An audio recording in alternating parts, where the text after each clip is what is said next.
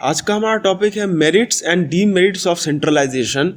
तो सेंट्रलाइजेशन का पहला मेरिट ये है कि standardisation of procedures and systems इसमें हो सकता है। Centralisation enables standardisation of procedures and systems. It facilitates smooth working in the organisation. There is also a consistency in day to day working. The consumer service will also improve if standard policies are used.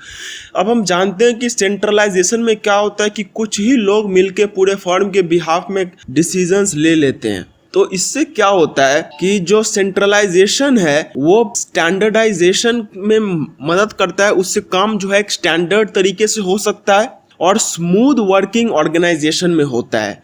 Organisation में जो काम है वो smoothly हो सकता है और एक कंसिस्टेंट वे में काम हो सकता है। The work can be done in a smooth manner and in a consistent way. और जो कंज्यूमर सर्विस है वो भी इम्प्रूव होता है क्योंकि इसमें स्टैंडर्ड पॉलिसीज अडॉप्ट किए जाते हैं। तो इन शॉर्ट हम लोग कह सकते हैं कि सेंट्रलाइजेशन के मदद से हम अपने ऑर्गेनाइजेशन में स्टैंडर्डाइजेशन ला सकते हैं एंड ये स्टैंडर्डाइजेशन हमारे लिए बेनिफिशियल होती है। फिर इसके बाद आता है facilitates evaluation. When same policies are used for all segments of the enterprise their performance can easily be evaluated. It also helps in comparing the results of different departments. This will bring a sense of competition among various segments. Ultimately the overall performance will improve. अब इसमें होता क्या है कि छोटे organisations में ये basically लिया जाता है। सेंट्रलाइजेशन जो होता है उसमें जब एक आदमी या 2-3 आदमी मिलकर ही सारे ऑर्गेनाइजेशन का डिसीजन ले सकते हैं, ये उस ऑर्गेनाइजेशन में लिया जाता है। एंड इसमें क्या होता है कि जितने भी पॉलिसीज होते हैं वो सबके लिए लगभग में सेम ही होते हैं। For every field there are the same policies. तो जब सेम पॉलिसीज होते हैं सारे सेगमेंट्स के लिए तो जो परफॉर्मेंस है उसको ईजिली इवैल्यूएट किया जा सकता है। जब हम अपने सारे काम को एक तरीके से करते हैं, when each and every work of hours is done in the same manner, तो उस टाइम पे हमारा जो काम कितना अच्छा हुआ है भी कि नहीं, उसे हम लोग अच्छे तरीके से इवैल्यूएट कर सकते हैं। So this will bring a sense of competition among various segments. Ultimately the overall performance will improve. इससे जो है एक कंपटीशन आता है बहुत सारे सेगमेंट्स के बीच में, जिससे कि ओवरऑल परफॉर्मेंस जो है कंपनी का वो इम्प्रूव होता है। तो इससे जो है हम अपने काम जो कि हुआ है, जो कि अच्छे से हुआ है कि नहीं हुआ है, अगर अच्छे से नहीं हुआ है तो क्यों नहीं हुआ है, हम इसको अच्छे से जांच सकते हैं, इवैल्यूएशन कर सकते हैं अपने काम का सेंट्रलाइजेशन में। फिर इसके बाद आता है economies. Centralisation of management will bring in economies of large scale. There will be a centralised buying and selling. This will enable bulk buying resulting in discounts and savings in transportation expenses. When sales are done in large quantities then customers are offered better terms and lower prices. There will be an economy in managerial expenses also. तो इससे क्या होता है कि जो हमारा business में transactions होते हैं या फिर जो बिजनेस में हमारा काम होता है वो इकोनॉमिकल होता है, वो इकोनॉमीज के साथ किया जा सकता है। इससे क्या होता है कि जो सेंट्रलाइज्ड बाइंग एंड सेलिंग होता है, जिसकी वजह से हम बल्क बाइंग आसानी से कर सकते हैं। We can do bulk buying easily. तो ये जो बल्क बाइंग जो कि हम लोग आसानी से कर सकते हैं, इसकी वजह से ये जो सेंट्रलाइजेशन है ये हमारे लिए बेनिफिशियल होता है। So centralisation of management will bring in economies of large scale. There will be a centralised buying and selling. This will enable bulk buying resulting in discounts and savings in transportation. इससे क्या होता है कि centralised buying and selling हो सकता है। एक ही आदमी सारे आदमी के हिसाब से सामान खरीद रहा है, तो इससे बल्क में सामान ऑर्डर किए जाते हैं। जब सामान बल्क में ऑर्डर किए जाते हैं तो उस टाइम पे जो ट्रांसपोर्टेशन का खर्चा है वो भी बचता है एंड डिस्काउंट्स भी मिलते हैं हमें। Now, when sales are done in large quantities, then customers are offered better terms and low prices. There will be an economy in managerial expenses also. और sales जब large quantities में होते हैं तो customers का जो है अच्छे terms और low prices में उन्हें सामान दिया जा सकता है। तो ये in short ये point क्या कहता है कि centralization जो है वो एक economical process है, वो economy के साथ चलता है। फिर इसके बाद है coordination of activities. Coordination of activities of various segments is also facilitated by centralised management. In the absence of centralisation different segments may pursue their independent policies. This may result in disunity and disintegration. Different segments may emphasise their own goals only without bothering about organisational objectives. Centralised management will also help in coordination of the work of different segments in such a way that organizational goals are achieved। अब centralisation में क्या होता है कि दो या दो से ज्यादा लोग, दो तीन लोग मिलके ही जो है वो पूरे ऑर्गेनाइजेशन के बिहाफ में डिसीजंस लेते हैं। तो इससे क्या होता है कि जो डिसीजन मेकिंग होता है वो तो पहली बात अच्छे से हो पाता है, और दूसरा क्या है कि इससे जो कोऑर्डिनेशन है डिफरेंट डिपार्टमेंट्स का वो भी अच्छे से हो पाता है। We can coordinate different departments easily. तो कोऑर्डिनेशन जो है डिफरेंट डिपार्टमेंट्स का वो इसमें आसानी से हो सकता है। इसमें क्या होता है कि जो डिफरेंट सेगमेंट्स होते हैं वो अपने गोल्स के ऊपर में अच्छे से ध्यान दे सकते हैं एंड वो कोऑर्डिनेशन के साथ काम कर सकते हैं, क्योंकि डिसेंट्रलाइजेशन में बहुत सारे लोग थे तो हर एक आदमी अपने मन से काम कर रहा था, तो उसमें कोऑर्डिनेशन उतना अच्छे से अचीव नहीं हो पा रहा था। लेकिन सेंट्रलाइजेशन में कुछ ही लोग होते हैं जो कि मिलके काम करते हैं। तो इससे क्या होता है कि जो सेंट्रलाइजेशन होता है वो हमें कोऑर्डिनेशन एंड कंट्रोलिंग देता है, जो कि हमारे लिए एडवांटेजियस होता है। फिर इसके बाद है डीमेरिट्स ऑफ सेंट्रलाइजेशन, कि सेंट्रलाइजेशन का डीमेरिट्स क्या क्या है। तो पहला है destroys individual initiative. Centralisation revolves around one person only. One man takes all the decisions and decides the modes of implementing them. Nobody is given the authority to use his own judgment, even if there are glaring lacunae in the decisions. It destroys initiative of subordinates. They do not make any suggestions and just carry on with whatever has been conveyed to them. तो इसमें जो individual interest है, मतलब हर एक आदमी का जो capabilities है वो कैपेबिलिटीज इसमें ठीक से उभर के नहीं आता है।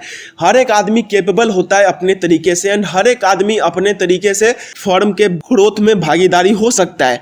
एंड ये फेयोल ने अपने प्रिंसिपल में भी कहा है कि हमें हर एक आदमी से सजेशंस लेने चाहिए एंड उन सजेशंस के हिसाब से उन्हें रिवॉर्ड्स भी देने चाहिए। लेकिन यहाँ पे क्या होता है कि क्योंकि कंट्रोल जो है वो कुछ ही लोगों के हाथ में है, तो वही लोग अपना सारा कंट्रोल अपने हाथ में रखते हैं एंड बाकी के लोग जो कि दे सकते थे सजेशंस, उनको सजेशंस नहीं देने दिया जाता है। तो इससे क्या होता है कि जो हर एक आदमी का जो कैपेबिलिटीज था वो कैपेबिलिटीज मर के रह जाता है। इसमें हर एक आदमी का जो कि हो सकता था कंट्रीब्यूशन वो अच्छे से नहीं हो पाता है।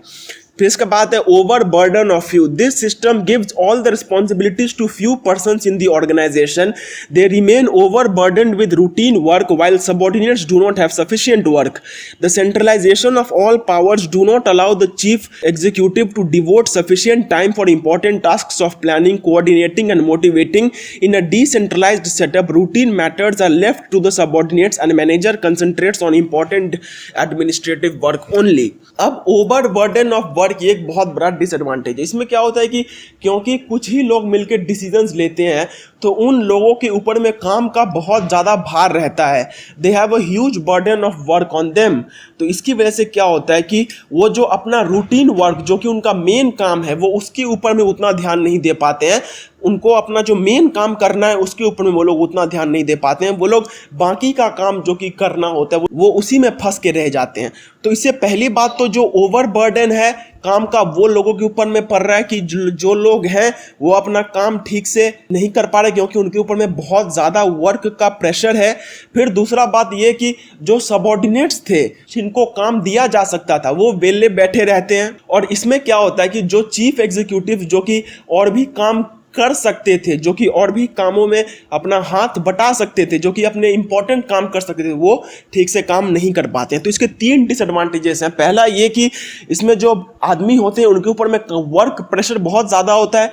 दूसरा ये कि इसमें एक आदमी होता है उसको बहुत काम होता है तो दूसरा वेला बैठा रहता है। और तीसरा होता है जो आदमी के ऊपर में काम होता है वो अपना इंपॉर्टेंट काम भी नहीं कर पाता है बाकी सारे काम को करते करते। फिर इसके बाद आता है slows down the operations. The operations of the enterprise are slowed down under centralised setup. All decisions are taken only by one person and his unavailability keeps the matters pending. Even clarifications about decisions are referred to the top which destroys valuable time in formalities.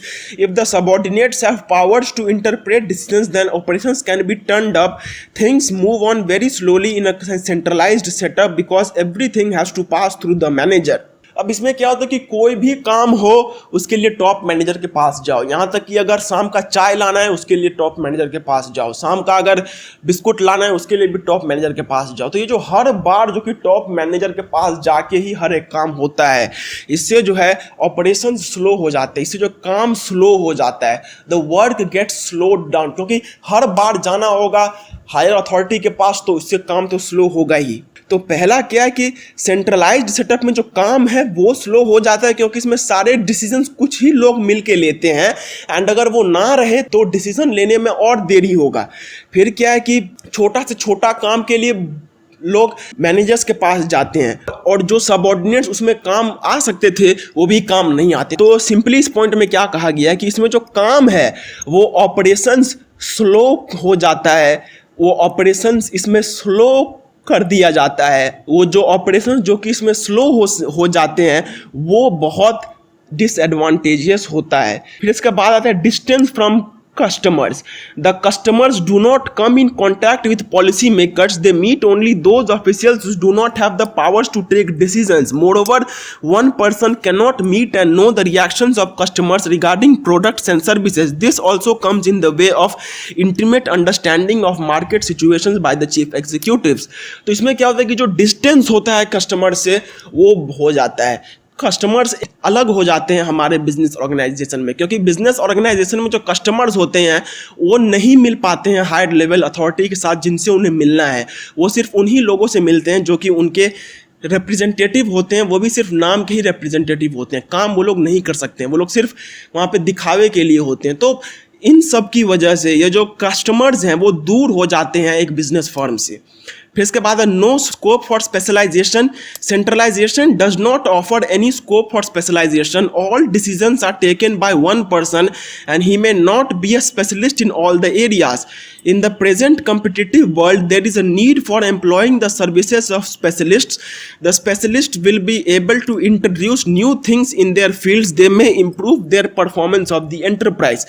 तो इसमें specialisation नहीं होता है, क्योंकि एक ही आदमी को सारा काम करना है तो सारे काम में तो वो स्पेशलिस्ट नहीं हो सकता, तो सारा काम एक ही आदमी के थ्रू हो रहा है, तो इसमें स्पेशलाइजेशन नहीं होता। क्योंकि पहले डिसेंट्रलाइजेशन में क्या हो रहा था कि डिसेंट्रलाइजेशन में हम लोग एक सीए का काम सीए से करवा रहे थे, लॉयर का काम लॉयर से करवा रहे थे, प्रोडक्शन मैनेजर का काम एक प्रोडक्शन मैनेजर कर रहा था, तो इससे जो है एक्सपर्ट एडवाइस मिल रहा था, स्पेशलाइजेशन मिल रहा था हर एक बिजनेस फील्ड में। लेकिन इसमें क्योंकि एक ही आदमी सारा काम करता है तो उसके लिए तो सारा काम करना पॉसिबल है नहीं, एंड वो सब में एक्सपर्ट नहीं होता है, तो वो स्पेशलिस्ट की तरह काम नहीं दे पाता है, वो स्पेशलिस्ट की तरह आउटपुट नहीं दे पाता है इसमें। सो गाइज हमारी ये आज की वीडियो यहीं पे ख़त्म होती है, एंड इस वीडियो को ख़त्म करने के साथ साथ मैं आपको बस एक ही एडवाइस देना चाहता हूँ कि आप प्लीज़ इस वीडियो पे पूरे डिपेंडेंट ना हो जाएं। मैं आपसे रिक्वेस्ट करूँगा कि आप जिस भी बुक को फॉलो करते हैं आप एक बार उस बुक को जाके पढ़िए, एकदम से इस वीडियो पे डिपेंडेंट मत हो जाइए। एंड अगर ये वीडियो को आप एग्जाम के समय में देख रहे हैं, then I request you not to take this video as the only source जिससे कि आप एग्जाम में अच्छे मार्क्स स्कोर कर पाएं। आप प्लीज जाके अपने कोई भी टेक्स्ट बुक हो उसे अच्छे से पढ़िए। तो गाइस आशा करता हूं कि ये वीडियो आपके लिए हेल्पफुल रही होगी, और अगर ये वीडियो आपके लिए थोड़ी सी भी हेल्पफुल रही होगी तो प्लीज इस वीडियो को एक बार लाइक जरूर कर दीजिए, और अगर आप ऐसे वीडियोस और भी फ्यूचर में देखना चाहते हैं तो चैनल को सब्सक्राइब करके बेल आइकन को जरूर प्रेस कर लीजिए। और अगर आपके कुछ भी डाउट्स, क्वेरीज या फिर क्वेश्चंस हैं उनको कमेंट सेक्शन में कमेंट जरूर कीजिए। एंड अगर आपके कुछ ऐसे दोस्त हैं जो कि इससे कुछ हेल्प पा सकते हैं तो इन ये वीडियो आप उनको भी प्लीज जरूर शेयर कर दीजिएगा। तब तक के लिए do take very good care of yourselves and bye bye and जय हिंद।